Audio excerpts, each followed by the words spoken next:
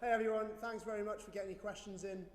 We've picked a few of our favourites. We're going to go through it now and we're just going to answer away. Rich is included in some of this.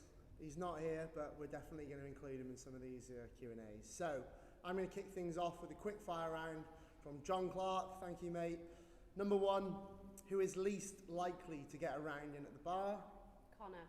Me, I don't drink lime and soda. All right, pretty resounding on that Yep. one. Who is best dressed? Ooh. Faye. Me. Yes. Who is worst dressed? Ollie. Rich. Oh, yes, I thought I was going to get double two then, that's good. Number three, who spends the most money on hair and beauty products? Faye. All day. Really? Has to be. You're the only girl. Mate, You get your hair cut you've every got to vote week. for yourself. Okay, me. Definitely. Okay, number four, who has the worst taste in music? Ollie. Gotta be. It's vanilla. It's completely nothing wrong with vanilla. It's completely vanilla, I'm Crowd sorry.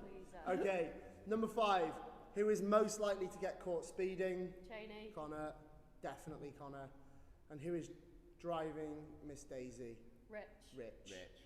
Gotta be Rich, Mr. Sensible. Yeah. Okay, quick fire, done. Okay, second one. This was from Olivia Parry. She says, should we pay attention to heart rate and heart rate zones during classes? If yes, what zone should we aim to be in for boot camps and PTs? First of all, great question. Probably something that we've never spoken about before. We don't speak about it in sessions. Reason being, really, with strength training and I would say, yeah, like boot camp sessions as well, the chances are you probably don't need to. Just spending time concentrating on the minors like that is probably not going to help at all. Think about the RPE you're working to within the sessions and the exercises. If you're paying attention to the RPE, you're probably going to be in the right heart rate zone anyway. The only time I would ever really be paying attention to this, guys, is if we ever did some kind of aerobic conditioning class where we look at getting you working aerobically, where you'd probably be looking to work around zone 2, which is like 140, 150 beats per minute. But we don't at the moment. We might soon, but yeah, when we do, we'll let you know. If not, just crack on. Oh, yeah. Second question is from Ben Parry. Hey team, I've noticed my performance dips by the end of the week when I come daily. So try to have 2 rest days a week from any activity, but sometimes this isn't enough time to recover as I'm still sore for a couple of days. Is there a better formula for a time to rest between workouts or anything else I can do to help with my recovery? I've got a lot to say here. Can you take it? So, first of all, you're working really hard, which is good because you are sore. A lot of you guys aren't working hard enough to get sore, so well done to you. Secondly, recovery can mean so many things, like are you getting enough sleep? Are you eating enough protein? Are you downing tools on rest day, or are you being really active? I think rest is the missing piece of the puzzle for a lot of people. And sometimes rest really means rest, so do as little as possible.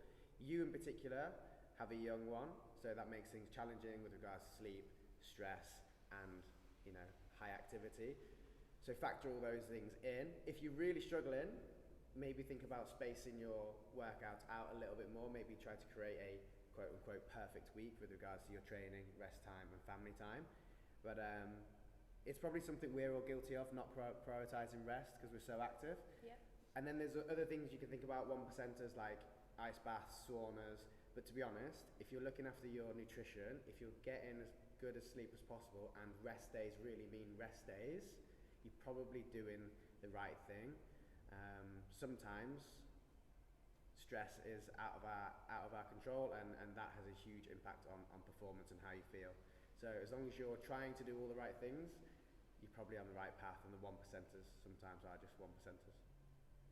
Yeah, I'll just tag on the back of that everything that Connor said, and then really just the best thing you can do as well is understand that there's probably never optimal. Have a look at the metrics. Like, are you getting stronger? Are you getting fitter? If that's a yes every time, then that's fine. If you're getting sore and you're feeling tired and you're feeling beat up a lot and performance is going down or staying or plateauing, that's probably when you really look into that stuff. If you're getting stronger, if you're getting fitter, and if you're improving within the gym, then I wouldn't even worry about it too much. It shows that what you're doing right now is working. Right, me on the last one, is it? Yes, sir. Okay, so from Adrian Smith. Thanks, mate. Hi, team. I've recently read about intermittent fasting. It's not something I've considered up to now, but would be prepared to try if there are any clear established benefits to it. What's the team's view about intermittent fasting? Should it only be used for certain types of training regimes, or is it beneficial as part of any fitness program?